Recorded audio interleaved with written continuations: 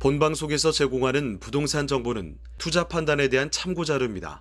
방송에서 제공하는 부동산 물건의 가치, 가격 상승 및 가격 하락에 대해서는 방송사에서 보장하지 않습니다. 본방송은 간접 광고가 포함되어 있으며 방송에서 나오는 부동산 정보는 출연자와 경제적 이해관계가 있을 수 있습니다. 투자에 유의하시길 바랍니다. 본방송의 제작진 및 출연진은 방송통신심의위원회 규정을 준수합니다.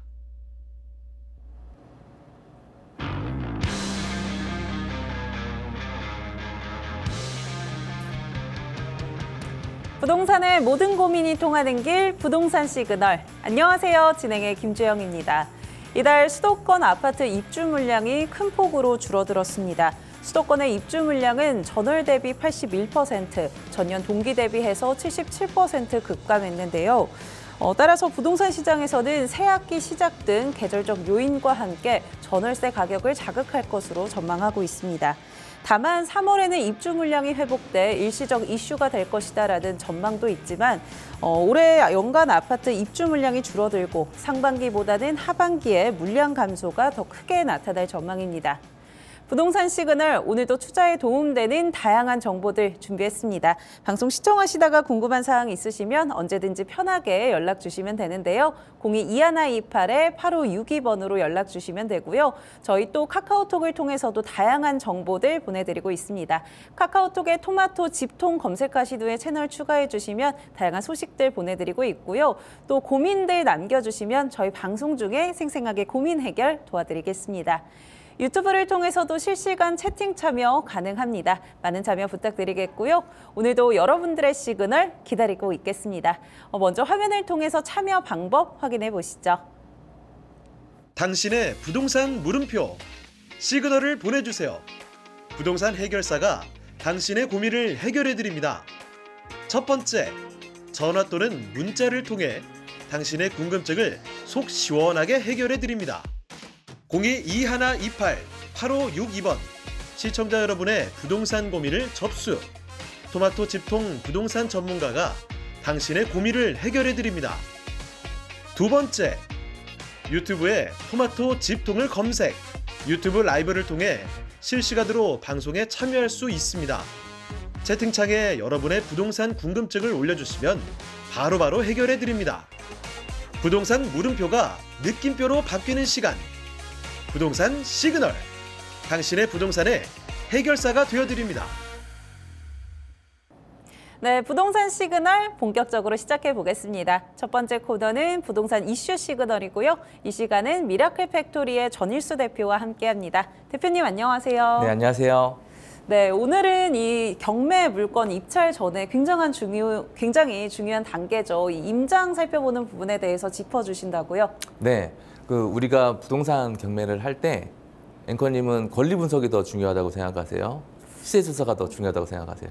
둘 다 빼놓을 수 없이 중요할 것 같은데요. 네, 맞아요. 그러니까 권리 분석하고 시세 조사하는 거 두 개 다 경매를 할 때 중요한데, 권리 분석은 내가 권리 분석을 잘못하게 되면 어떤 권리나 보증금을 추가로 인수를 해야 되는 거니까 권리 분석이 굉장히 중요하고, 시세 조사는 내가 가격을 정확히 알아야 입찰가도 정하고 그만큼 수익을 낼 수 있으니까요.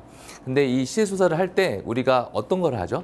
현장 조사를 가잖아요. 네. 그래서 임장을 우리가 가게 되는데, 우리가 임장을 갔을 때 어떤 거를 체크를 해야 되는지 그 중요한 것들을 좀 체크를 오늘 얘기를 해보려고 합니다. 네. 그래서 오늘 임장 시 꼭 확인해야 될 중요한 사항들, 이런 부분들을 얘기를 할 거예요. 앞서 제가 앵커님하고 말씀을 나눴지만 부동산 경매에서 권리 분석하고 시세 조사 누가 더 중요하냐? 사실 두 개 다 중요합니다. 두 개 다 중요해요. 경매는 이 리스크를 줄이는 싸움이기 때문에 권리 분석도 잘 해야 되고 시세 조사도 잘 해야 이 리스크가 없이 투자를 할 수 있는 거죠. 아무래도 이 리스크가 있는 부분 때문에 일반 매물보다는 더 저렴하게 살 수 있는 게 경매니까, 우리가 경매를 관심을 갖고 투자를 한다 그러면 권리 분석, 시세 조사 이 두 가지는 굉장히 중요하다고 생각하시면 됩니다. 그런데 이 시세 조사를 하려면 우리는 현장을 가봐야 돼요. 우리 흔히 얘기하는 임장을 간다고 그러죠. 우리가 임장을 갔을 때 어떤 것들을 체크를 해야 되는지 초보이신 분들은 가서 막연하게 사진만 찍고 그 내부 단지만 돌아보고 오시는데 우리가 현장을 가면 꼭 체크를 해야 되는 것들이 있는데 오늘 그 부분에 대해서 얘기를 하겠습니다. 아파트 기준으로 얘기를 해볼게요. 이것들을 우리가 할 줄 알면 다른 빌라나 뭐 단독주택, 다가구 이런 것들도 같이 조사할 수 있으니까 오늘 집중해서 보셨으면 좋겠습니다. 자, 내가 현장 조사를 갔다 그러면 관리실을 먼저 방문을 하셔야 돼요. 관리실을 왜 먼저 방문을 해야 되냐? 경매로 나온 물건들은 거기 채무자, 그러니까 소유자가 됐거나 임차인이 됐거나 거기에 살고 있는 사람이 관리비를 안 내고 거주를 하고 있을 가능성이 굉장히 높아요. 그래서 이 미납관리비를 체크해야 됩니다. 이 미납관리비를 알아야 내가 입찰가를 정할 때 그거에 대한 입찰가를 정할 때 어느 정도 기준을 삼을 수 있으니까 미납관리비를 꼭 체크를 해야 되고 관리실을 가게 되면 거기 관리소 소장님이나 직원분들한테 어느 정도 문의가 왔는지 전화 문의가 왔는지 실제 찾아왔는지 이런 것들도 한번 물어보면 도움이 되겠죠. 그러면 관심도가 많고 적음을 알 수 있으니까요. 자, 그리고 우편물을 확인해야 돼요. 우편물을. 우리가 현장 가는 이유는 여러 가지가 있지만 우리가 그중에서 우편물이나 택배를 확인할 수 있기 때문에 현장을 꼭 가는 겁니다. 우리가 사진으로 봤을 때는 그런 것들을 좀 확인하기가 어렵지만 현장에 가서 실제 우편물을 보고 여기에 거주하는 사람이 누군지 그런 것들을 체크를 해야 되겠죠. 그래서 사진도 될 수 있으면 찍어 놓는 게 좋습니다. 그리고 인근의 인프라를 확인해야 되겠죠.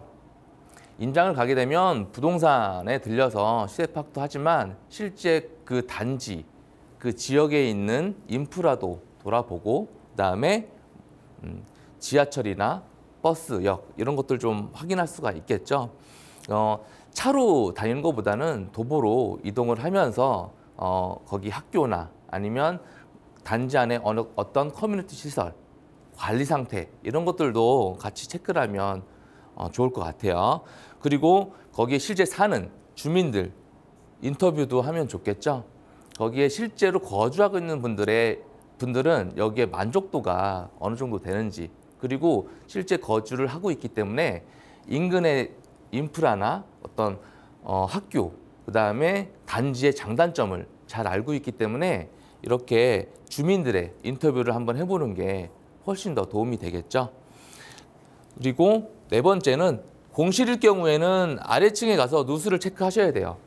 공실이라 그러면 거기에 거주를 아무도 안 한다는 거고 그 기간이 상당 기간 있을 수도 있으니까 누수를 좀 체크를 해보셔야 돼요. 내가 낙찰을 받고 소유권 이전을 하고 나중에 명도를 하고 나서 실제 들어갔는데 아랫집에서 누수가 있다라고 얘기를 하면 그거에 대한 처리는 또 해줘야 되는 거니까 그러면 내가 생각지 못했던 비용이 또 추가로 발생을 하는 거잖아요.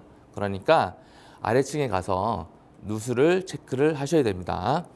그리고 인근의 세 번째 인근 인프라 확인할 때 역과의 거리, 그다음에 버스 정류장 이런 것들을 확인할 수 있는데 우리가 지도로 역과의 도보, 거리나 인근의 버스 정류장 어디에 있는지 단지하고 어느 정도 거리가 떨어져 있는지 이런 것들을 알 수 있지만 실제 버스 정류장의 노선도 같이 좀 체크를 하는 게 좋습니다.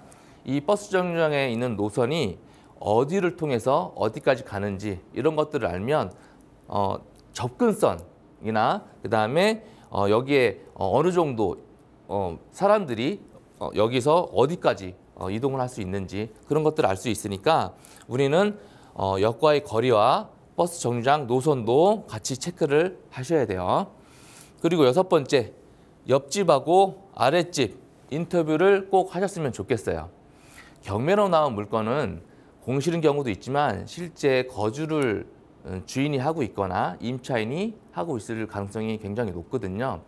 그런데 내가 옆집이나 아랫집에 지금 거주하는 사람들에 대한 정보를 좀 얻을 수 있다라 그러면 나중에 명도할 때나 그다음에 내가 추후에 어떻게 처리를 해야 될지, 그다음에 나중에 그 명도를 할 때 그분들을 만나서 어떤 식으로 내가 플랜을 짜서 이사를 내보내야 될지 이런 것들을 사전에 계획해 볼 수 있겠죠.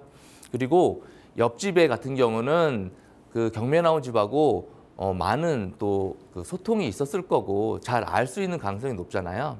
그렇기 때문에 그 옆집에 살고 있는 가족 구성원들, 그다음에 수리가 돼 있는지 그런 것들도 좀 알 수 있겠죠. 그래서 최대한 현장에 가면 정보를 많이 얻을 수 있도록 체크를 하셔야 됩니다.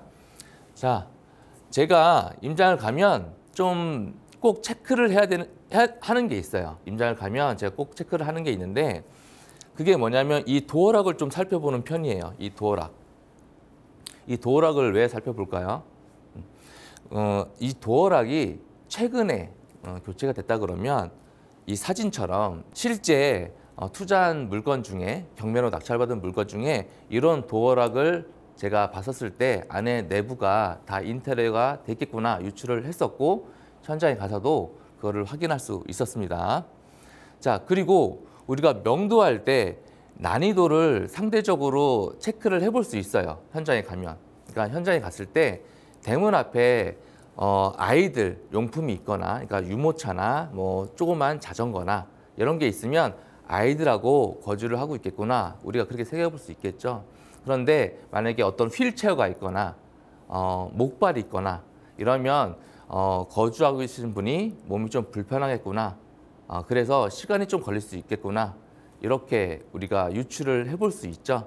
그래서 기간이 좀 걸릴 수 있기 때문에 명도비가 조금 더 들어갈 수도 있겠다. 이렇게 상대적으로 생각을 해볼 수 있습니다. 그러니까 현장에 갔을 때는 그 내가 낙찰을 받았을 때 여기에 들어가는 어떤 수리비, 그 다음에 명도가 좀 어렵겠다, 수월하게 되겠다, 이 정도 기간이 걸리겠다, 비용은 이 정도로 할 수 있겠구나, 이런 거를 체크를 해볼 수 있는 겁니다. 자, 우리가 시세조사를 할 때 이 세 가지로 우리가 체크를 해볼 수 있어요. 이 세 가지로 첫 번째, 우리가 부동산에 물건을 알아볼 때 사는 사람으로, 그러니까 내가 매도자인 경우 이렇게 물어볼 수도 있고, 그다음에 사는 사람으로, 그러니까 매수자로 물어볼 수 있고, 파는 사람으로 매도자로 해서 물어볼 수 있겠죠. 그리고 실제 경매 나온 물건을 말씀을 드려서 몇 동 몇 호의 경매가 나왔는데 거기 시세가 어떻게 되는지, 이 세 가지로 우리가 물어볼 수가 있어요. 이렇게 세 가지로 물어봐야 되는 이유는 똑같은 평수, 똑같은 아파트라고 하더라도 이 세 가지로 우리가 알아봤을 때는 금액 차이가 조금씩 존재하기 때문에 우리는 시세조사를 할 때, 임장을 갈 때 이 세 가지를 가지고 한번 시세 파악을 하는 게 많은 도움이 된다, 이렇게 생각을 하시면 됩니다. 우리가 명확하게 시세 파악할 때 제가 이 5가지 질문을 정리를 해봤어요. 내가 현장 가서 시세 파악할 때 이 5가지만 우리가 확실하게 물어보고 체크를 하면 시세 조사가 좀 잘 이루어질 수 있으니까 여러분들 이 5가지 꼭 기억하시고 현장 가서 임장하실 때 꼭 체크를 하셨으면 좋겠습니다. 자, 첫 번째는 지금 제일 싼 매물이 얼마인가? 그러니까 지금 제일 싸게 나온 금매가 얼마인가? 이거를 체크를 하자는 거죠. 당연히 우리가 경매를 하는 이유는 금매보다 더 싸게 사기 위해서 하는 건데, 그러려면 지금 현 시점에서 제일 싼 매물이 얼마인지 그거를 체크를 해야 되겠죠. 자, 그리고 두 번째는 금매 다음에 이 다음으로 가장 싼 매물은 얼마인가? 우리가 현장에 가면 제일 저렴한 매물이 있고 그 다음 저렴한 매물이 있잖아요. 그러면 제일 저렴한 매물을 우리가 체크를 했으니까 이 제일 저렴한 매물, 그 다음 매물은 얼마인지 그것도 체크를 해야 되겠죠. 그리고 세 번째는 비슷한 조건의 물건이 있는가, 그리고 현재 가격은 얼마인가. 경매 물건 같은 경우는 안에 내부를 보기가 어렵기 때문에 수리가 어느 정도 돼 있는지는 우리가 판단하기가 굉장히 어려워요. 대신 유추는 해볼 수 있겠죠. 소유권을 최근에 취득했다거나 아니면 내가 임장을 가서 조사를 해보니까 수리가 돼 있거나 이런 것들을 내가 알게 된다라고 하면 내가 시세조사 할 때도 수리가 돼 있는 물건들을 체크를 해봐야 되는 거고, 소유자나 임차인이 거기 거주한 기간이 굉장히 오래됐다. 그러면 수리가 안 돼 있을 가능성이 높으니까 수리가 안 돼 있는 물건들로 체크를 해봐야 되겠죠. 그렇기 때문에 우리가 물건 나와 있는 게 올 수리 물건으로 체크를 했는데 내가 낙찰받은 물건이 수리가 아무것도 안 돼 있다 그러면 가격 차이가 날 수밖에 없으니까 내가 낙찰을 잘못된 가격으로 받을 수 있는 가능성이 높아지는 거겠죠. 그래서 비슷한 조건에 있는 물건을 꼭 체크를 해야 되고, 그 물건이 현재 얼마에 나와 있는지, 금액 조정이 되는지 이런 것도 체크를 해봐야 되겠죠. 그리고 네 번째로 저층과 탑층 어느 정도의 거래가 되는지. 보통 우리 로얄층이 선호를 하죠. 그래서 저층하고 탑층은 로얄층보다 금액대가 보통 단지별로 조금 차이가 나는데 여기에 수리에 대한 여부에 따라서도 금액 차이가 나겠죠. 그래서 경매 물건이 저층이거나 탑층이면 그에 맞는 층에 따른 물건을 체크를 해봐야 되는 거고, 그 다음에 이 단지에 가장 사람들이 선호하는 동이 또 있을 거예요.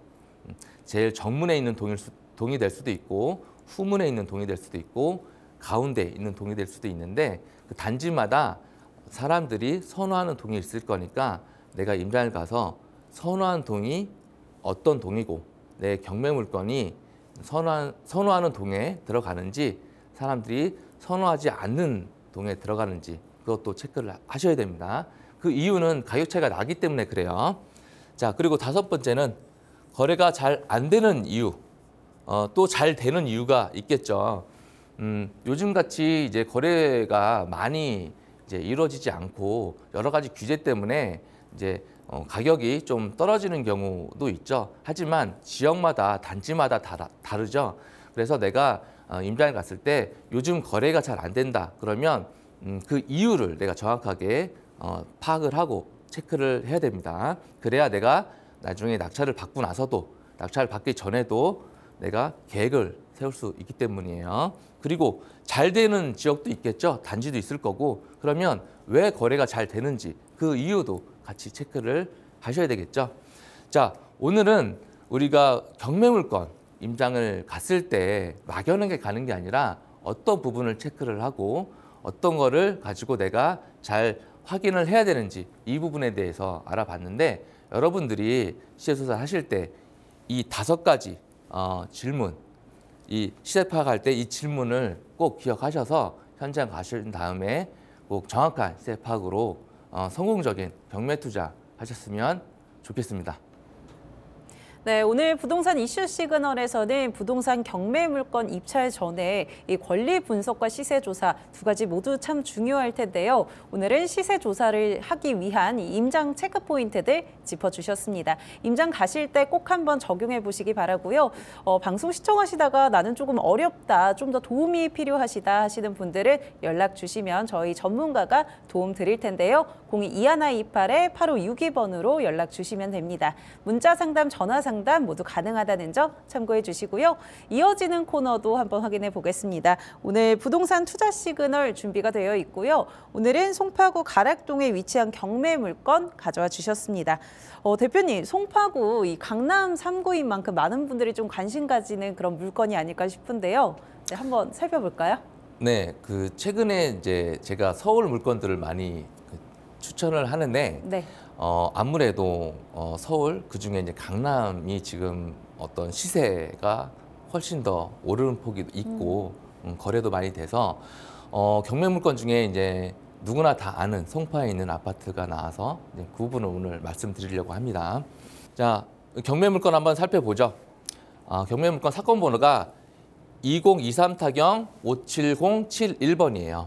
그래서 서울 동부지방법원에서 2월 24일 날 이제 매각 기일이 정해져서 그때 이제 관심 있는 분들은 법원에 가셔서 입찰을 하시면 됩니다.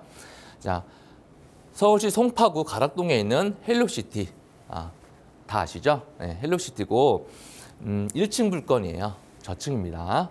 자, 이 아파트가 건물이 25.7평이니까 전용이 25평 정도 되는 거니까 우리 흔히 얘기하는 32평 아파트라고 보시면 됩니다.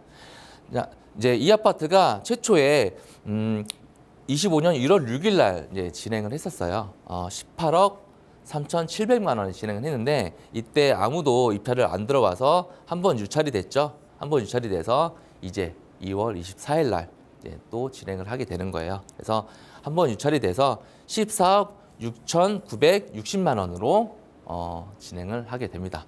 자, 이 아파트 단지를 한번 보죠. 세대수가 9,510세대예요. 굉장히 큰 대단지 아파트죠. 그래서 이 아파트가 지어질 때부터 굉장히 이슈가 되게 많았어요. 18년도 시기니까 이제 뭐 7, 8년 된 좋은 신축급 아파트라고 보시면 되겠죠. 자, 이 아파트 경매에 나온 물건이 이 33평 F타입이에요. F타입. 굉장히 많죠. 평수가. 같은 33평이라고 해도 타입이 굉장히 다양해요. 그러니까 여러분들이 경매 물건을 볼 때 이렇게 많은 타입이 있으면 정확하게 이 평수가 어떤 타입인지 확인을 하고 시세 파악을 하셔야 됩니다. 자, 그리고 등기부 현황을 한번 볼게요. 말소 기준 권리는 21년도 5월 27일에 있는 이 근저당이 말소 기준 권리고 이 말소 기준 권리 포함해서 밑에는 다 소멸이 됩니다. 다 소멸이 돼요. 그러니까 권리상 앞에 말소 기준 권리 저 근저당보다 먼저 전입한 어떤 사람이 없다고 하면 다 소멸이 된다. 그렇게 생각을 하면 되겠죠. 자, 그러면 누가 전입이 돼 있는지 실제 선순위로 누가 임차인이 있는지 그거를 살펴봐야 되겠죠. 왜냐하면 내가 선순위로 누가 전입을 했다 그러면 보증금을 인수할 수도 있으니까요. 그래서 이 매각 물건 명세서를 우리는 살펴봐야 되는데 요 최선순위 설정 말소 기준 권리죠. 이게 21년 5월 27일 아까 우리 근저당인 거 살펴봤죠. 그런데 여기에 이제 누가 전입이 돼 있어요. 주거 임차인이라고 돼 있는데 전입이 23년도 3월 14일이에요. 그러니까 말소 기준 권리보다 약 2년 정도 뒤에 전입을 한 거죠. 그러면 후순위 임차인이고 이거를 내가 낙찰 받아도 여기 임차인의 뭐 보증금이나 어떤 거 권리는 내가 인수할 게 없다. 그러니까 권리상 아무 문제 없다. 이렇게 생각을 하시면 됩니다. 자, 이 아파트 단지를 이제 보면 뭐 이제 한 6, 7년 됐기 때문에 10년 차가 안 됐기 때문에 그래도 준 신축급 아파트니까 되게 좀 신축급 느낌이 납니다. 이 안에 이런 어린이집, 뭐 커뮤니티 시설 이런 것들이 많이 잘 돼 있어요. 워낙 단지가 크다 보니까 여기 뭐 어린이집, 독서실 뭐 이런 것들이 잘 돼 있으니까 이런 것들은 현장에 한번 가시게 되면 한번 둘러보시고 실제 어떻게 운영이 되고 있는지 직접 확인을 하시는 게 좋겠죠. 이렇게 조경도 굉장히 잘 돼 있어요. 잘 돼 있어서 내 집 마련으로 해서 실거주하거나 또 내가 나중에라도 들어가서 살려고 투자를 미리 해놓거나 하시기에는 정말 좋은 물건이라고 생각이 듭니다. 자, 이 물건 실제 이제 거래 사항들을 보죠. 거래 사항들을 보면 24년도 때도 이렇게 쭉 거래가 그래도 잘 활발하게 되고 있었어요. 그런데 이 경매 물건은 1층이죠. 예, 저층이니까 24년도 9월 달에 1층이 이제 2건이 거래가 됐는데 20억 5천만 원, 20억 8천만 원 이렇게 거래가 됐거든요. 근데 경매 물건은 요 84 F타입이에요. F타입인데 20억 8천만 원에 거래가 됐다. 그러니까 이 중층들하고는 한 3, 4억 정도 차이가 나는 거예요. 저층하고. 그리고 24년도 11월 달 같은 경우는 3층, 4층이 22억 5천만 원, 23억 1천만 원. 그러니까 벌써 한 2달 정도가 지났는데 실거래가 한 2억 정도 더 뛰었죠. 여기는 거래가 굉장히 많이 지금 되고 있고 보통 많이 되는 것들이 뭐 중층들이 좀 많이 되는데 이렇게 저층들도 분명히 24년도 9월 달에는 20억 5천, 20억 8천에서 24년도 11월 달 2달 만에 2, 3억이 또 실거래가 더 높게 거래가 됐다, 찍혔다 이렇게 보실 수 있습니다. 자, 그러면 전세도 한번 보죠. 전세도 25년도 때 보면 굉장히 지금 전세 계약이 되게 많아요. 뭐 갱신도 되게 많고 실제 이제 다시 신규로 계약하는 것들이 많은데 신규로 계약하는 사항들을 보면 한 10층, 10억 정도, 10억 5천, 2층이 10억 5천에 1월 달에 계약이 됐어요. 그리고 1층이 또 10억 5천, 2층이 10억 5천. 물론 뭐 중층도 11억 넘게 거래되는 게 있는데 이렇게 계약을 다시 갱신하는 물건들은 10억이 안 되게 지금 계약을 하고 있는데 왜냐하면 5%밖에 못 올리니까. 그런데 신규로 전세 계약을 하는 것들은 이렇게 저층임에도 불구하고 10억 넘게 전세가 이루어지고 있다. 이렇게 보시면 됩니다. 자, 호가도 한번 보죠. 호가도 보면 여기 이제 저층이 21억 2천에서 21억 5천까지 나와 있고 22억 7천도 있습니다. 저층이. 이게 이제 어떤 수리나 어떤 동이나 향이나 뭐 그런 거에 따라서 조금씩 달라질 수 있겠죠. 역하고 더 가까운 동이 더 선호도가 높을 수도 있고 아니면 커뮤니티 시설이 더 가까운 동이 선호도가 높을 수 있으니까 내가 임장을 가서 그 부분을 꼭 체크를 하셔야 돼요.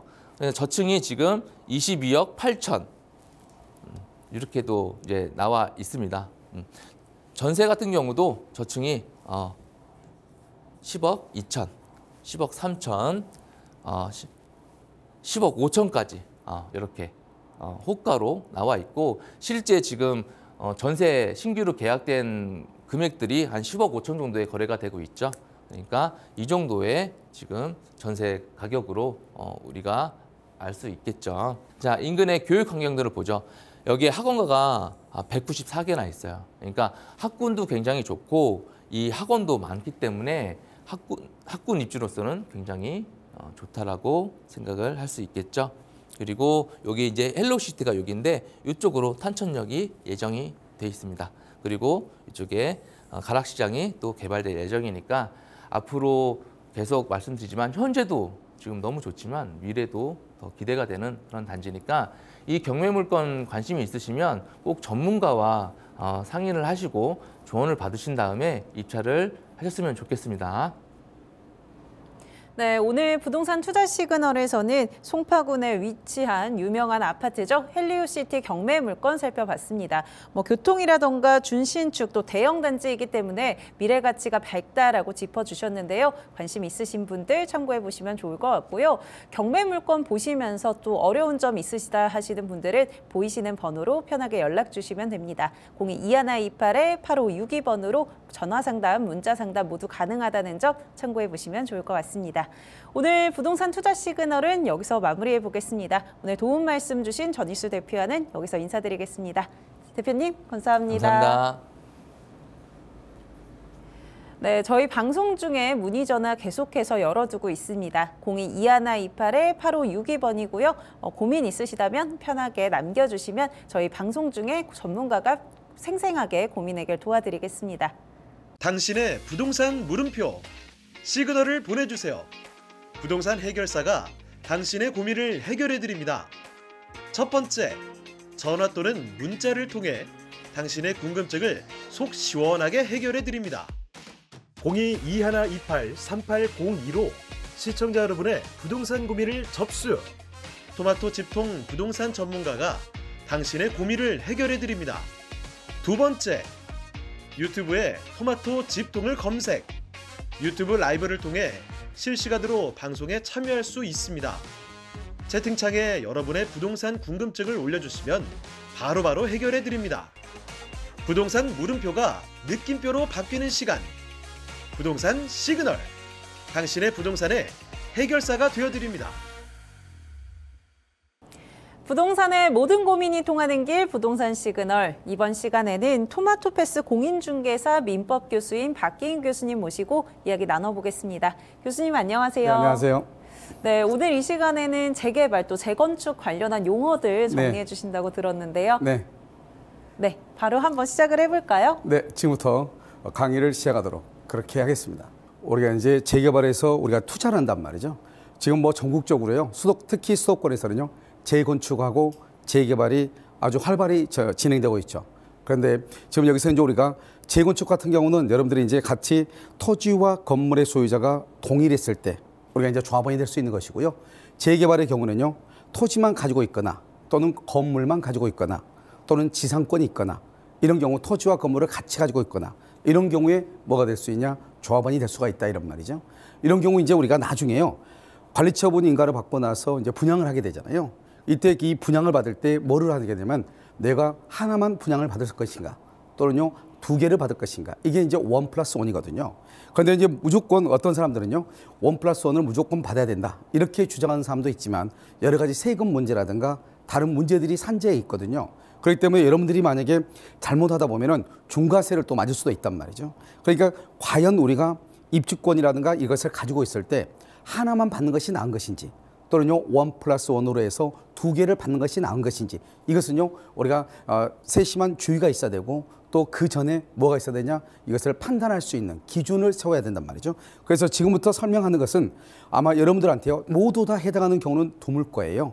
그래서 여러분들이 강의를 들으면서 어느 부분이 여러분에게 해당하는 부분인지 이것을 먼저 보시면서 강의를 들으시면 될 것 같습니다. 이제 여기서 이제 우리가 한번 보시면은요, 뭐를 보시냐면 종전자산 가격의 범위다 이렇게 되어 있고요. 종전주택 주거 전용 면적의 범위다 이렇게 되어 있는데, 여러분 가장 간단하게 하면 이렇게 보면 되는 거예요. 우리가 이제 사업 시행 계획 인가를 딱 받고 나면은 감정 평가를 합니다. 그것을 종전자산 가치다 이렇게 얘기하는 거예요. 이런 경우 이제 우리가 흔히 이제 재개발의 경우는 비례율이라고 하는 것이 있단 말이죠. 이런 비례율에다가 종전자산 가치에다가 비례율을 곱하면은 우린 것을 권리가액이라고 얘기하는 거예요.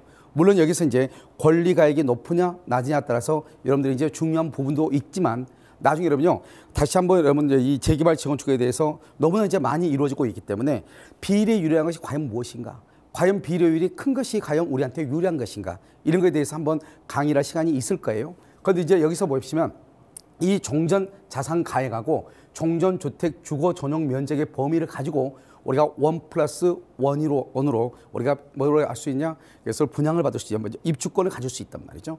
이럴 때는 이제 어떻게 하냐면 내가 이제 내가 이제 감정 평가를 했잖아요. 그 감정 평가한 것이 만약에 예를 들어서 내가 10억이다 이 말이죠.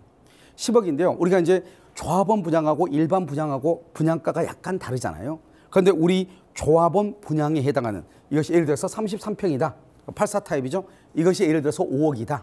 그러면요 여기 25평, 여기 하나는 1+1일 때 하나는 반드시 60제곱미터 이하로 신청을 해야 돼요. 그러니까 내가 하나는 크게 받든 즉 뭐 50평을 받든 뭐 60평미터 이하로 받든 관계없는데 일단 하나는 무조건 60제곱미터 이하로 받아야 돼요. 그래서 60제곱미터 이하를 우리가 흔히 말하는 국민 편향을 해가지고 24평, 25평을 얘기한단 말이죠. 그래서 여기 25평형이란 말이죠. 그래서 여기는 5억이고 4억이죠. 그럼 이 두 개를 합하면 얼마죠? 9억이잖아요. 그런데 내가 감정평가가 얼마였냐? 10억이었다 이 말이죠. 그러면 9억이니까 1+1으로 내가 신청을 하고요. 분양을요. 그 다음에 1억이 남죠? 그 1억은 내가 환급을 받는 것이에요. 그런데요, 두 번째는요, 내가 만약에 감정평가가 했더니 8억밖에 안 되는 거예요. 그럼 8억일 때는 그럼 어떻게 해야 된다? 방금 얘기했죠? 25평형이 4억이라고 했잖아요. 그러니까 만약에 예를 들어서 32평형하고요, 25평을 같이 하면 9억이니까 1+1이 안 되는 거예요. 이런 경우는 어떻게 해야 돼요? 이런 경우는 내가 만약에 1+1을 하고 싶다. 그러면은 25평형을 2개를 잡으면 되겠죠. 그러면 하나는 4억, 4억이니까 8억이죠. 그래서 1+1으로 이렇게 받을 수도 있다 이런 말이죠. 그런데 만약에 내가 그렇지 않고 나는 하나는 무조건 32평형, 33평으로 받아야 되겠다. 그럼 일단 하나를 받아. 그럼 5억이죠. 그러면 돈이 부족하잖아요. 3억이니까 1+1이 안 되잖아요. 그러면 남은 3억은 환급을 받을 수도 있고 이렇게 할 수 있는 거예요. 그런데 이제 만약에 6억이다. 이제 이거 방금 얘기했던 거죠. 그러면 어떻게 할 것인가? 예를 들어서 25평형을 내가 받고 싶어. 그런데 25평은 내가 방금 4억이라고 했잖아요. 그러면 4억을 하나 받았단 말이죠. 그런데 다시 또 4억을 하나 더 받으려면 어떻게 해야 돼요? 그러면 다시 또 4억이 있어야 되는데 25평은요. 그런데 지금 6억밖에 안 되잖아요. 그러니까 이때는 어떻게 되는 거예요? 이때는요. 하나를 받고 나머지 하나는 원래는 못 받는 거예요. 그런데 만약에 정관 등의 기재를 해가지고요. 예를 들어서 조합원이 1+1을 신청을 할 때는 이건 분담금이라고 하는 것이죠. 여기서 얼마가 부족하죠? 지금 2억이 지금 부족하잖아요. 2억의 분담금을 제공하고 1+1을 분양받을 수 있다. 이렇게 만약에 정관에 나와 있다고 하면 몰라도 그렇지 않는 경우는 원칙적으로 하나만 분양받고 남은 돈은 환급을 받아야 되는 것이에요. 이렇게 해서 하는 것을 우리는 뭐라고 한다? 1+1 분양이다. 이렇게 얘기하는 것이고요. 그러면 이렇게 감정평가액으로만 그러면 하는 것이냐? 자, 그렇지 않고요. 이제 또 뭘 가지고 우리가 판단할 수 있느냐? 주거 전용 면적이요. 그래서 여러분요, 우리가 이제 항상 여러분들이 이제 면적을 나눌 때는 계약 면적이 있고, 그다음에 공급 면적이 있고요, 주거 전용 면적이 있고요, 그다음에 기타 주거 공용 면적이라 하는 것들이 있단 말이죠. 이러한 용어들을 여러분들이 이제 기본적으로 알고 있다는 전제하에서요. 이 주거 전용 면적의 합계가 1+1보다 크면은 1+1을 받을 수 있고, 그렇지 않으면 한 개만 받을 수 있다 이런 말이에요. 그래서 만약에 지금 이게 종전 내 주택이잖아요. 내 주택을 평가를 했더니 175평방미터인 거예요. 제곱미터요. 175. 그런데요. 만약에 45평이 115고요. 25평이 60이다. 그러면 115 플러스 60 그러면 175잖아요. 그런데 나는 얼마 했어요? 175였잖아요. 그러니까 1+1으로 하나는 45평으로 하나는 25평으로 분양을 받을 수가 있는 것이에요. 그런데 두 번째는요. 만약에 145다 그러면 145다. 내가 지금 주거 전용 면적이 145다 이 말이에요.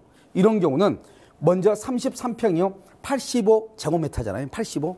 그런데 25평은 다른 25 우리가 무조건 하나는 25 이하, 즉 60제곱미터 이하라고 그랬잖아요. 그런데 여기에서 60제곱미터 그러면 145가 되잖아요. 145. 그러니까 하나는 33평으로 하나는 25평으로 받을 수 있다 이 말이죠. 그런데 여기서는요. 145인데요. 하나는 내가 29평으로 받고 싶어. 그러면 얼마냐? 71이거든요. 다시 또 29평으로 받고 싶어. 그러면 71이잖아요. 그럼 얼마가 된다? 142가 되는 거잖아요. 그래서 142가 되기 때문에 이때는 이제 우리가요. 문제가 되는 것이 왜 그러냐? 여기는 145인데 두 개를 더하면 142인데 그럼 두 개가 안 되는가? 절대 안 되는 것이에요. 하나는 무조건 어떻게 해야 된다고 그랬죠? 60평방미터 이하로 해야 돼. 그러니까 이거 두 개는 못 하고요. 이것은 만약에 내가 29평으로 꼭 하고 싶다. 그러면 한 개만 할 수 있고 나머지 한 개에 대해서는 환급을 받든지 해야 되는 것이에요. 아시겠죠? 그러니까 무조건 이 내가 주거 전용 면적의 종전주택의 주거 전용 면적 이하에 들어왔다고 해서 무조건 두 개를 받는 것이 아니고 1+1 중에서 하나는 무조건 60제곱미터 이하로 받아야 된다. 그래서 우리마다 25평 그것으로 받아야 된다. 이것을 여러분들이 알고 있으면 된다. 이런 말이죠. 자, 그 다음에 이제 뭐를 보냐면 여기서 이제 보면요. 지금부터는 이제 뭘 보냐. 무조건 여러분요. 우리가 부동산에 대한 것은 모든 것은 투자잖아요. 그 투자는 내가 어떠한 판단과 어떠한 결정을 하는가가 중요하단 말이죠. 그럼 우리가 봤을 때 그냥 단순하게 봤을 때는 1+1이라고 하는 것이 상당히 유리하죠. 왜? 남들은요 하나를 받는데 나는 두 개를 받는다 이 말이죠. 아무래도 그러면 가치가 더 높아져서 이익이 될 거 아니에요. 그러면 당연히 이익이냐? 그렇지는 않단 말이죠. 그래서 내가 지금 여러분들이 지금부터 제가 강의하는 거에 있어서는 어떻게 해야 되냐? 과연 나는 여기에서 어디에 해당하는가 하는 것을 잘 보셔야 돼요. 아시겠죠? 자, 먼저 여러분요. 원래 이제 이것은 이제 뭐냐면 세법이요. 소득세법에 나와 있는 것인데요. 이 소득세법 나오는 시행령을 보면 170조 이하를 보면 쭉 나온단 말이죠. 그런데 이걸 보면은 그것을 보고 읽고 이해하기가 조금 힘들어. 그래서 제가요. 이것을 그림으로 지금 만들어 놨단 말이죠. 그래서 이것을 그림으로 지금부터 한번 보시면 어떻게 되냐. 먼저요. 내가 종전주택, 예를 들어서 주택이 하나 있단 말이죠. 그리고 나서 1년 후에요. 다른 또 주택을 하나 샀어. 그러면 종전주택을 우리는 새롭게 산 것을 신규 주택이라고 하는 것이에요. 그러니까 종전주택을 하나 샀어. 만약에 2020년에 하나 샀어요. 그 다음에 2022년에 하나 샀다 이 말이죠. 아시겠죠? 그러면 1년 후에 샀다 이 말이죠. 그런데 문제는 이 신규 주택을 산 이 여기에가 뭐가 되느냐? 재개발이 된 것이에요. 알겠죠? 뭐죠? 재개발이 됐다 이런 말이죠. 그런 경우를 이제 우리가 쭉 볼 건데 가장 기본적으로 뭐냐면 여기서 여러분요 이런 게 있죠. 일시적 이주택이란 말 들어봤죠? 그럼 그 일시적 이주택을 지금부터 잠깐 설명을 하면은 먼저 종전주택을 2020년에 사고 알겠죠? 그다음에 2022년에요 신규 주택을 하나 샀어. 그리고 신규 주택을 취득한 후 3년 안에요 이 종전주택을 처분을 하잖아요. 그러면 이 종전주택에 대해서는 일시적 이주택이라 해가지고 비과세를 하겠다 이런 말이에요. 여러분 생각을 해봐요. 내가 이사를 가야 되잖아요. 그럼 이사를 갈 때 여러분 어떻게 해야 돼요? 집을 사고 이사를 가야죠. 그러니까 내가 이사를 가고 싶은데 종전주택이 하나 있어요. 그러고 나서 내가 2년 뒤에 다른 집으로 이사 가고 싶어. 이 집 팔고. 그럼 바로 팔아버리면 내가 이사 갈 데가 없잖아요. 그러니까 새로운 주택을 하나 샀다 이 말이죠. 그리고 나서 어떻게 돼요? 이 주택을 취득하고 나서 그러면 1세대 2주택이죠. 알겠죠? 그런데 이 주택을 3년 안에 신규 주택을 취득하고 3년 이내에 종전주택을 처분하게 되면 이 종전주택에 대한 양도세는 비과세를 하겠다. 즉 세금을 때리지 않겠다 이런 말이죠. 알겠죠? 이게 이제 가장 이제 기본이고요. 여러분 여기를 한번 봐야 돼. 일시적 2주택이죠. 지금 구주택 하나 있고 새로운 주택을 하나 샀잖아요. 그런 상태에서 종전주택을 양도하면서 동시에 신규 주택을 취득한 경우도 있거든요. 동시에 이런 경우에도 특례를 적용받을 수 있다. 그 말은 종전주택 처분에 대해서는 뭘 할 수 있다? 그것은 여기 비과세 혜택을 받을 수 있다. 이런 뜻이에요. 아시겠죠? 자, 이제 가장 이제 기본적으로 이제 했고요. 자, 지금부터 이제 우리가 이제 보시면 방금 얘기했죠. 구주택이 있고 신규 주택이 있어. 근데 신규 주택을 취득하고 난 다음에 3년 이내에 종전주택을 취득하게 되면 이 종전주택 처분에 대해서는 과세하지 않겠다. 다른 말로 비과세다 이런 말이잖아요. 그럼 이제 여기에서 이제 한번 보시면 어떻게 되냐. 종전주택을 취득했어. 2020년에요. 그다음에 신규 주택을 취득했어. 2022년에. 그런데 문제는 뭐냐면 종전주택이요. 예를 들어서 여기는 합정역이고요. 여기는 상도역이다. 상도도 합정동이 있고 상도동이 있다 이 말이죠. 그럼 구역이 전혀 다르잖아요. 그런데 여기에 있는 신규 주택이 여기 뭐가 되냐? 재개발이 된 거예요. 그래서 신규 주택이 재개발이 돼서 이 신규 주택이 나중에 입주권으로 전환이 된단 말이죠. 이런 분양권과 입주권이 다르다고 하는 것을 이미 설명을 했었죠. 예전에요. 그렇기 때문에 이런 경우는 일시적 2주택에 적용을 받는다 이런 말이죠. 그래서 일시적 2주택에 적용을 받는다 이 말의 뜻은 뭐냐? 방금 우리 앞에서 얘기했죠. 종전주택을 처분하면 몇 년 이내에 3년이 지나서 처분하면 3년 이내에 처분하면 비과세한다 이렇게 얘기했잖아요. 그걸 지금 얘기하는 거예요. 일시적 2주택 기간 이내에 종전주택을 매도하면 비과세가 가능하다 이런 말이에요. 그러니까 여기서 보면 이 신규 주택이나 입주권이나 같은 것이죠. 알겠죠? 그래서 종전주택이 있고 신규 주택을 사고 나서 3년 이내에 종전주택을 처분하게 되면 종전주택에 대해서는 뭐가 된다? 비과세가 된다. 마찬가지로 신규 주택이 재개발로 인해서 뭐로 바뀌어요? 입주권으로 바뀌잖아요. 그러면 입주권으로 바뀐다? 그러면 몇 년 안에? 3년 안에. 알겠죠? 그렇게 되면은 종전주택의 처분에 대해서는 여전히 비과세 특례가 적용이 된다 이런 말이죠. 그 말은 세금을 부과하지 않겠다 이런 뜻이 되겠죠. 자, 그다음에 다시 한번 보시면요. 이제는 여러분 보면 입주권을 취득한 날로부터 몇 년이 지나 3년이 지나서 종전주택을 양도했다 이 말이죠. 우리는 방금 일시적 2주택이라고 하는 것은 어떻게 한다? 종전주택이 있죠. 그러면 새로운 주택을 하나 샀죠. 그러면 새로운 주택을 산 날로부터 몇 년 이내, 3년 이내에 종전주택을 처분한다 이 말이죠. 그러면 이 종전주택 처분에 대한 양도세는 어떻게 하겠다? 비과세를 하겠다 이런 말이죠. 그런데 지금은 여기서는요. 입주권을 취득한 날부터 3년이 지나서 종전주택을 양도했다 이런 말이죠. 아시겠죠? 이런 경우도 비과세가 과연 될 것인가? 그래서 일정한 조건이 붙어 있어요. 어떻게 붙어 있느냐? 자, 한번 보세요.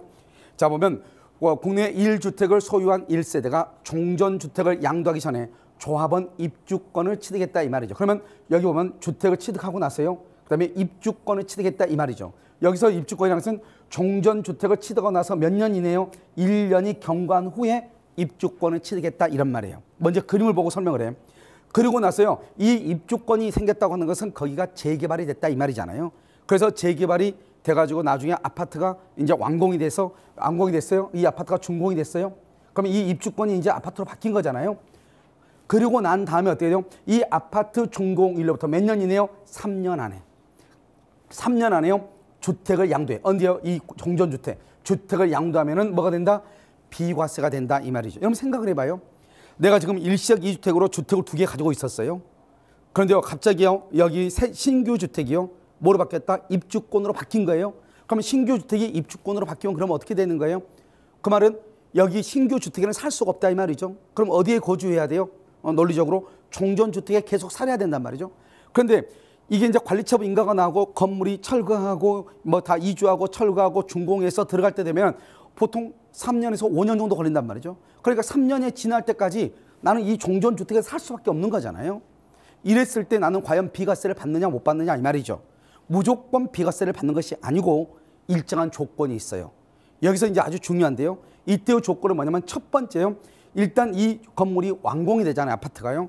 완공되고 난 후에 3년 이내에요. 이 주택으로 이사를 가야 돼. 이 아파트로 이사를 가야 돼요.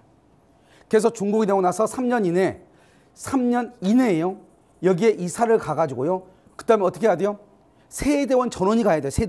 세대원 전원이 이사를 가가지고 몇 년 이상을 거주해야 돼요? 1년 이상을 거주해야 돼요. 이게 이제 문제, 1년 이상. 그럼 여러분요, 제가 왜 지금 얘기하느냐? 잘 봐봐요. 종전주택이 하나 있단 말이죠. 그 다음에 신규 입주권이 하나 있어요. 신규 주택 입주권이 하나 생겼어요. 그리고 이 입주권이 생겨가지고 나중에 아파트가 준공이 돼서 거기를 내가 들어가지를 못해. 돈이 없으니까. 왜? 분담금이 있어가지고요. 대출이 있으니까 다른 전세라든가 또는 월세를 놨단 말이죠. 여러분요, 전세를 놨을 때는 문제가 안 돼. 왜? 전세는 우리 민법에서 전세권의 전속기간은 최단 1년만 인정하면 된다. 이렇게 돼 있거든요. 그러니까 이 사람한테 1년 살다가 나가라 하면 돼. 내가 지금 왜 이걸 자꾸 지금 주장하고 있느냐? 몇 년 안에요? 3년 안에 그 주택으로 이사를 가야 된다니까요. 세대원 전원이요. 그런데 1년만 살고 나가라. 2년 살다 나가면은요. 3년 기간 안에 1년의 거주 기간이 반드시 있어야 되잖아요. 그럼 이 1년의 거주 기간을 채우지 못할 경우가 있어. 그런 경우는 종전주택을 처분하더라도 비과세 혜택을 못 보는 거예요.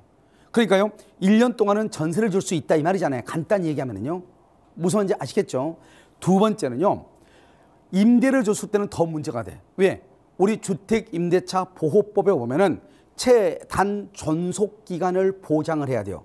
그 최단 존속기간의 보장은 몇 년이냐? 그것은 2년을 보장해야 돼. 그러고 나서요, 임차인이 계속 살기를 원하면 갱신을 요구할 수 있어요. 그러면 그 갱신 요구권 행사하면 다시 몇 년이 되는 거예요? 그러면 4년, 다시 2년이니까 4년간 살 수 있는 기본적인 권리가 있단 말이죠. 그러니까 만약에 여기다가 월세를 줬을 때 어떤 문제가 발생하느냐? 3년 안에 이사를 가서 1년 이내 1년 이상 거주할 수 없는 사태가 발생할 수도 있다 이 말이에요. 아시겠죠? 그런데 이제 또 주택임대차 보호법에 보면 또 뭐가 있느냐? 임대차 기간을 무조건 2년 기간을 하고 2년을 연장해 줘야 되는 것이 아니고, 만약에 임대인 내가 직접 여기에 거주하겠다. 직접 내가 거주할 테니 너 나가라. 그러면 다시 2년을 연장해 주지 않아도 되는 또 특례가 있단 말이죠. 그러니까 이런 것들을 잘 생각을 해야 돼요. 알겠죠? 그 다음에 또 주택임대차 보호법에는 묵시적 갱신이라고 해가지고요. 기간이 2년 기간을 먼저 하잖아요. 최소한 무조건 2년이니까 2년 기간이 끝나기 6개월에서 2개월 사이야. 6개월에서 2개월 전에 너 나가라고 말을 해야 돼. 그런데 만약에 임대인이 깜빡 잊고 그 말을 하지 않죠. 그럼 묵시적 갱신 또는 법정 갱신이라고 해가지고 다시 2년을 살 수 있는 거예요. 임차인이. 그러면 임차인이 몇 년간 살아버리죠? 4년 동안 살 수 있는 거잖아. 알겠죠? 이런 경우는 어떻게 돼요? 여기서 이런 경우는 아주 큰 낭패를 볼 수가 있는 것이죠.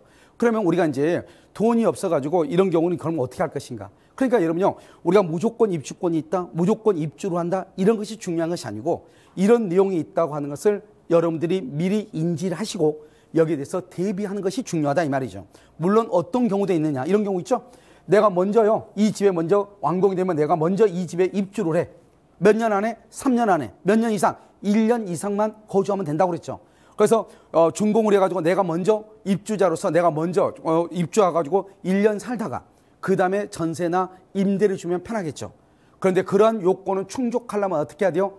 돈이 있어야 되겠죠. 이런 문제점이 있다 이 말이죠. 아시겠죠? 그렇기 때문에 여러분들이 과연 우리가 이제 입주권에 의해서 건물이 준공이 되고 거기에 이사를 갔을 때 내가 어떠한 스탠스, 어떠한 자세를 취해야 되는가 하는 것을 잘 판단하고 우리가 행동을 해야 된다 이런 말이죠. 아시겠죠? 그 다음에 또 한 가지를 보시면요. 일시적 2주택 비과세 예외라고 돼 있죠. 자, 이제 지금 봐봐요. 종전주택이 하나 있잖아요. 종전주택. 그 다음에 신규 주택을 샀단 말이죠. 2020년, 2022년. 그런데 문제는 이 신규 주택이 재개발이 된 거예요. 이 신규 주택이 재개발이 돼가지고 1+1으로 된 거예요. 자, 지금부터 잘 알아야 돼. 여러분, 우리가 입주권이라는 것을 이해를 해야 돼요.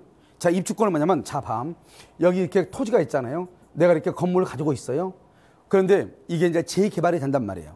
그러면 토지가 이렇게 있는 이 부분이 재개발이 되면 내가 가지고 있는 땅은 여기란 말이죠. 그럼 이게 이제 재개발이 되겠죠.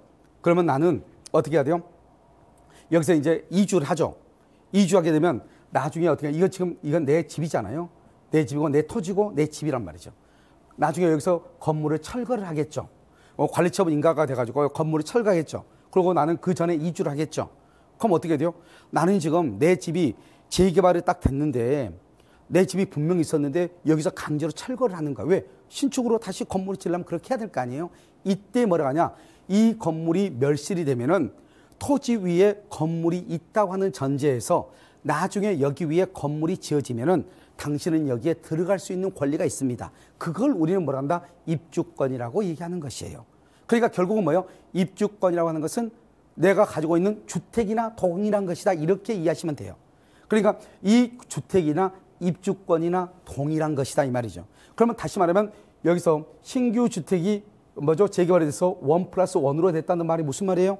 그러면 나는 주택을 몇 개를 보유한다는 것이에요? 2개를 보유한다 이런 말이에요. 그런데요, 얘가 지금 보면 종전에 주택이 하나 있었잖아요. 그런데 신규 주택에 대해서 내가 1+1으로 분양을 신청을 해가지고 지금 입주권이 2개가 됐다는 말은 갑자기 토지 건물이 몇 개가 됐다는 거예요? 우리가 일시적 2주택이 아니고 지금 몇 주택이 됐다? 3주택이 됐다 이런 뜻이에요. 무슨 말인지 아시겠죠? 그래서 이러한 경우에 만약에 내가 1+1으로 신청을 했을 때는 종전주택을 처분한다 하더라도 비과세 대상이 아니다 이 말이죠. 즉 종전주택을 처분하더라도 일시적 2주택이 아니고 지금 3주택이잖아요. 그렇기 때문에 비과세 혜택을 받지 못할 수도 있다 이 말이죠.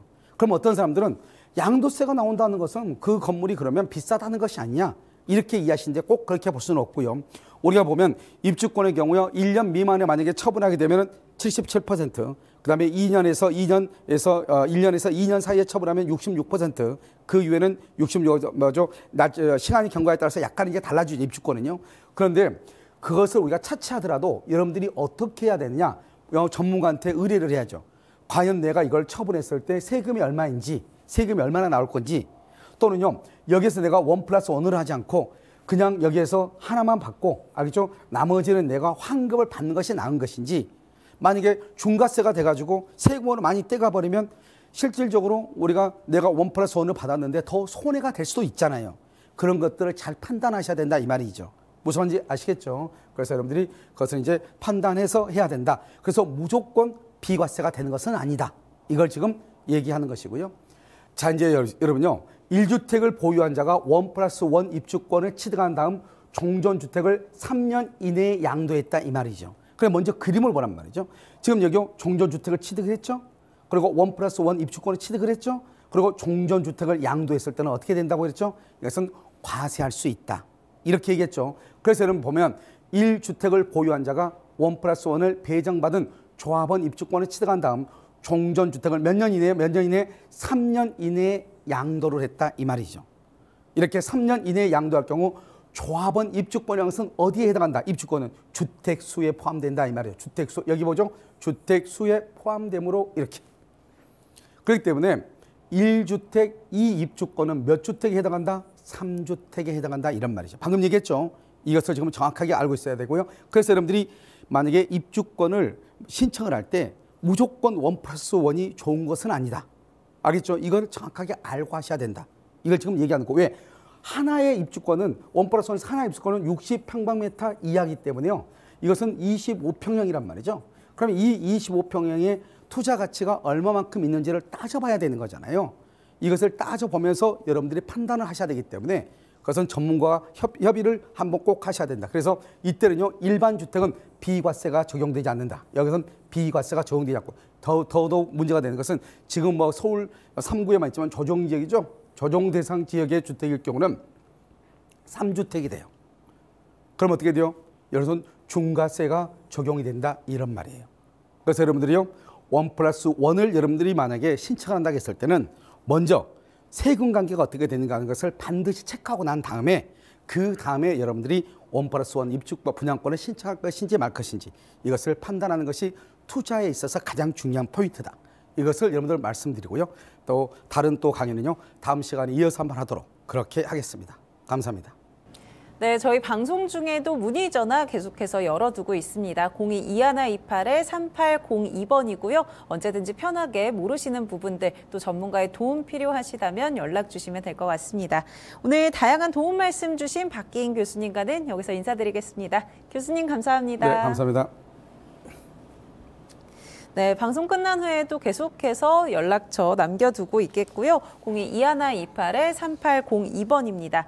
또 저희 카카오톡을 통해서도 다양한 정보들 보내드리고 있죠. 카카오톡에 토마토 집통 검색하신 후에 채널 추가해 주시면 여러 정보들 보내드리고 있고요. 또 고민들 남겨주시면 저희 방송 중에 생생하게 고민 해결 도와드리겠습니다.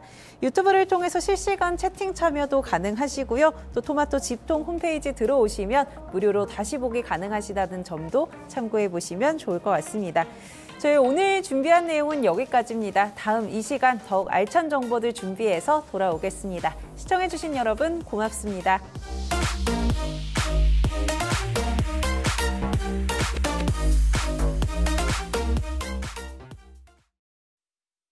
본방송에서 제공하는 부동산 정보는 투자 판단에 대한 참고 자료입니다. 방송에서 제공하는 부동산 물건의 가치, 가격 상승 및 가격 하락에 대해서는 방송사에서 보장하지 않습니다. 본방송은 간접 광고가 포함되어 있으며 방송에서 나오는 부동산 정보는 출연자와 경제적 이해관계가 있을 수 있습니다. 투자에 유의하시길 바랍니다. 본방송의 제작진 및 출연진은 방송통신심의위원회 규정을 준수합니다.